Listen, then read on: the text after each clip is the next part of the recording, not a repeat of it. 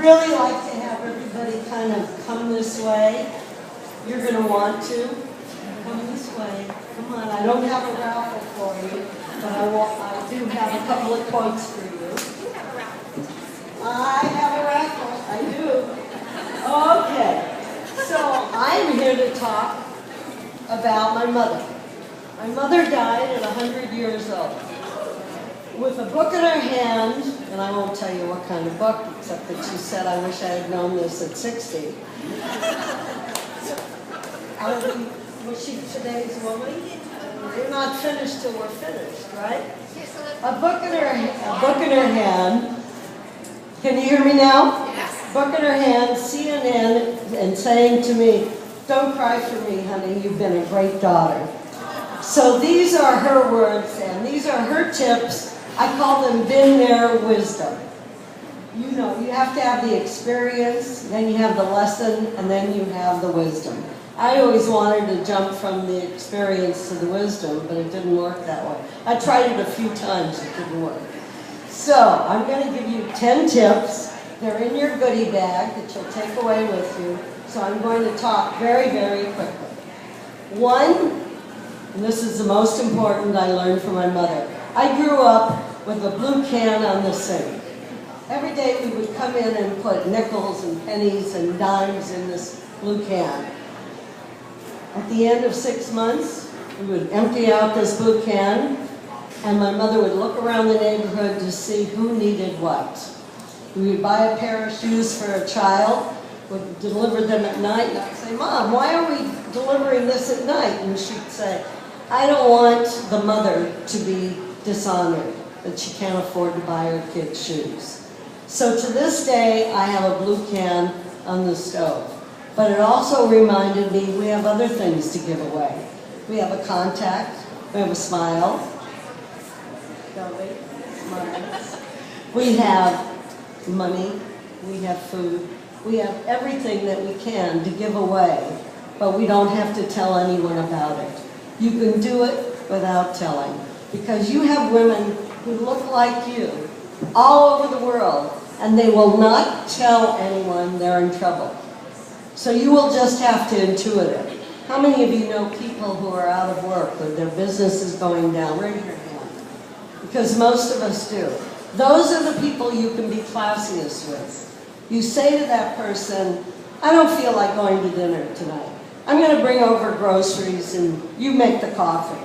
And then you bring over enough groceries for a week and their favorite bottle of wine, because that's the first that goes out of the budget. So classy generosity. Ask yourself, what can I give away today without telling anyone about it? Number 2, get ready as you're doing it. I lived this way throughout all my life. I got a book contract before I wrote the proposal. How did I do it? I don't know how I did it. I just talked my way into it. I got an agent, and then I interviewed the agent, and he said, you know, I'm the person that you're supposed to want to meet, and yet you're interviewing me. I said, well, I'm paying you 15%, so I have to interview you if you're the right person. Well, he was. He was Irma Bombeck's agent. So, can you hear me now?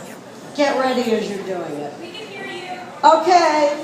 Number 3, take a risk every day. You're here. You got up at 6 o'clock in the morning. You look gorgeous. You're smiling. You're clapping. You're laughing. You are here.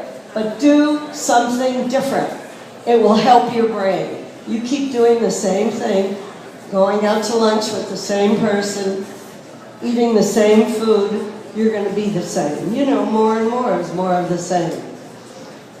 Next, remember your ABCs. A for attitude. My mother said, you have a choice. You can be joyful or joyless. You can be lovable or loveless. It's up to you. What do you believe in? You can believe in fear, or you can believe in faith. Faith in yourself, faith in whoever it is that you believe in, from Buddha, Moses, Jesus, God. That's who cured me, I'm sure. Beliefs. I don't buy fear because fear erases all resolve. How many times have you said to yourself, I'm going to do this. I'm afraid, but I'm going to do it. But you don't do it. Well, you can do it, and you will do it. If you make a decision, and that's what that really is all about. Excuse me. Oh, thank you. See what women do.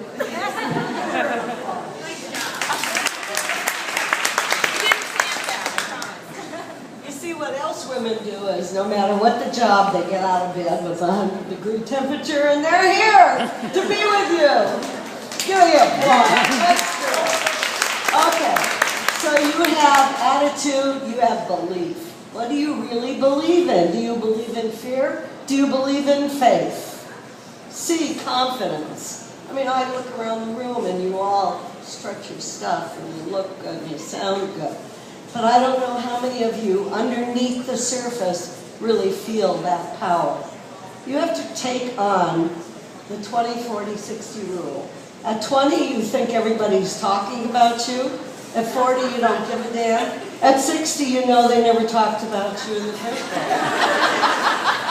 So, good then, I'll tell you what they think it beyond 60. You have to have an accountability partner. Why? Because today we can't do anything alone. Nothing.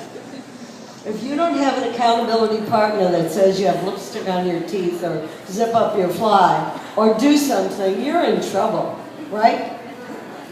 You don't. Your fly is zipped. It's okay. Next. Yes, I saw you. It's a male trick. That's okay. So avoid, when you're looking for an accountability partner, just be certain that you don't pick a dream stealer. You know, we're surrounded by all kinds of people. I call them the ABCDs. You know, I believe in keeping things very simple. A are those people who nurture you and support you. B are people who want you to stay the same. No, you don't have to go global. You just stay right here and pay attention.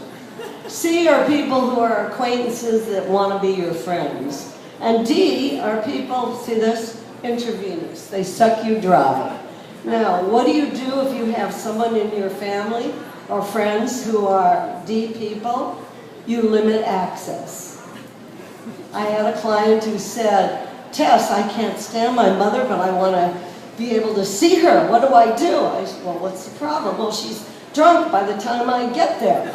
I said, okay, what time does she start drinking? She says, 10 o'clock. I said, great, you're going to take her to breakfast at 8. So you limit access and you look at the situation. You don't have to do everything reactively. I think that most of us go through the rush of the day. We don't think about the happy hormone, the adrenaline that gets pumped up, the dopamine that gets excluded from our day because we're in such a rush. So my mother taught me, Tess, you always have 3 options. You can stay, you can leave, you can modify. But you can't do that if you don't SRR. Just remember, repeat. SRR. Stop. Stop for a beat. Reflect and respond. Stop. Reflect and respond.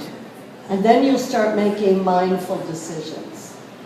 8 is be resilient. You never know when life is going to slap you in the face. It has a way of doing that, doesn't it? Mm-hmm. So your backbone has to be resiliency. 9, it's not what you gather, but what you scatter. That includes friendship as well. You know, people who don't want to introduce you to their friends because they want to keep them close to the vest. There's plenty of love to go around. You can give more. The next one is, I apologize for this. It's getting in the way. The 10th one is celebrate yourself. Now, I went to New York in 1978 and ended up staying there. You know, I didn't know anyone. I knew my agent and my publisher weren't going to take care of me. So I went into a flower shop and I said, here are 10 cards. Every month you say, except for August, because in August in New York everybody goes away, in July and August. I said, send me the flower of the season. So I gave them the cards, and I'd get home, and there would be a huge bouquet of flowers. Oh my God, someone sent me a bouquet of flowers. I would open it up, and there would be this fabulous card that said, Dear Tess, you're doing a hell of a job. Love, Tess. If you don't take care of yourself, that's what Jane was saying. That's what Gary is saying. We are all saying. It starts with self-love. So get up in the morning and say, I love you, baby. That's what I love you, baby. I love you, baby. All right. So I have a bit of wisdom, and this is in closing, that my mother didn't teach me because she didn't believe in drinking martinis. It took the next generation to learn about drinking martinis. So here is the quote. Life should not be a journey to the grave with the intention of arriving safely in an attractive and well-preserved body, but rather to skid in sideways, chocolate in one hand, martini in the other, body thoroughly worn out, and saying, woo-hoo, what a ride!